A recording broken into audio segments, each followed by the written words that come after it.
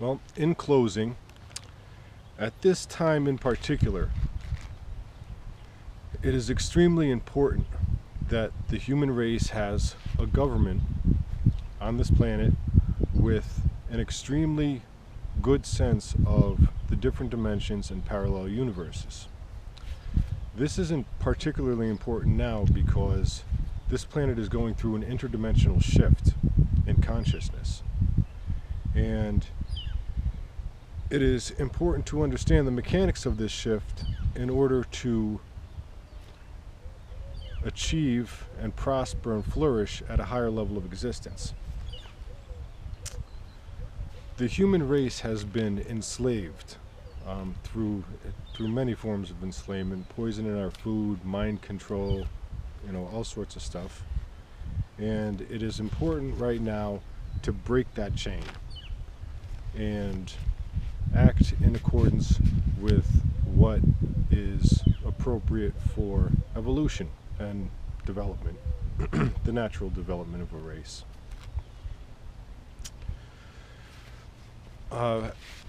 Previously I stated that there were 10,000 angels ready to go, ready to lead all life on Earth into a state of world peace, which is a huge claim. It's a huge statement.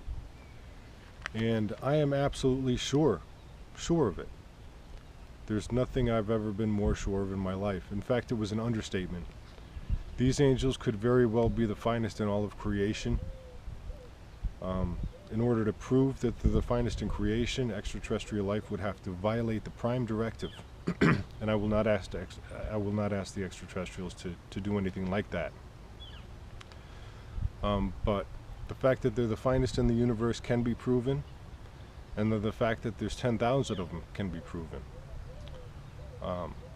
In fact, the fact that there's 10,000 of them, that's an understatement too, because there's far more than 10,000. There's just 10,000 that are handy. But there's another 10,000 ready to go for China. There's 7,000 ready to go for Russia, 5,000 ready to go for Japan, Australia. There's another 7,000 ready to go there. And these angels work at a global or a solar system level of consciousness, at least, or galactic or universal, depending on which dimension you tap into in their particular level of consciousness. So I am sure about that, but in order to bring the angels through, the human race would have to intelligently and collectively engage me and have a multidimensional awareness. Now, in different dimensions, I exist in different dimensions, and I use different names in different dimensions. The name I use in this dimension, which a lot of people don't like, is Jacob Melchizedek. So I'm just going to spell this name for you so that we're all on the same page here. The first name is Jacob, J-A-C-O-B. Last name Melchizedek, M-E-L-C-H-I-Z-E-D-E-K. And the human race can use that in part of their investigations in gaining a multidimensional awareness. What that does, the fact that I'm using different names and I exist in different dimensions, what that does is that will give all life on Earth a tool to distinguish between parallel universes in different dimensions. And it's very, very important to have a multidimensional awareness, because that is the true nature of this reality. This will also serve to cull any forces that are suppressing information about extraterrestrial life, different dimensions, parallel universes, and the fact that this is a free will zone. And in order to navigate these different dimensions, you have to understand the mechanics of and the nature of this reality. So, also, what the angels and extraterrestrials need is for the critical mass to have this multidimensional awareness before they can come out and interact with us at a higher level to help us achieve and flourish at a higher level of existence. And this should do it.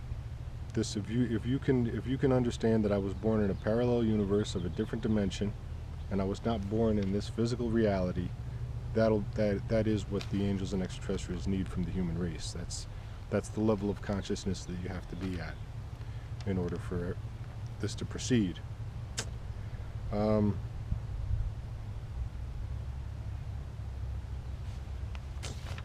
Okay, so basically much of the human race is stuck right here. I drew a little diagram, and this like oversimplifies it. I'm using sacred geometry to oversimplify at this point. But if you believe that you have to see it to believe it, and if you cannot physically touch it, it doesn't exist, then you're stuck at a consciousness level that kind of looks like that, where, you know, if you can't see it, it doesn't exist. But the fact of the matter is, there are different dimensions to this universe, and then there are parallel universes, and there are different dimensions to those universes. So once you begin to understand that there are other dimensions, higher dimensions, just going to the fourth dimension, your consciousness goes and looks like that, where you're aware of your physical reality, and then you're also aware of another dimension that surrounds you.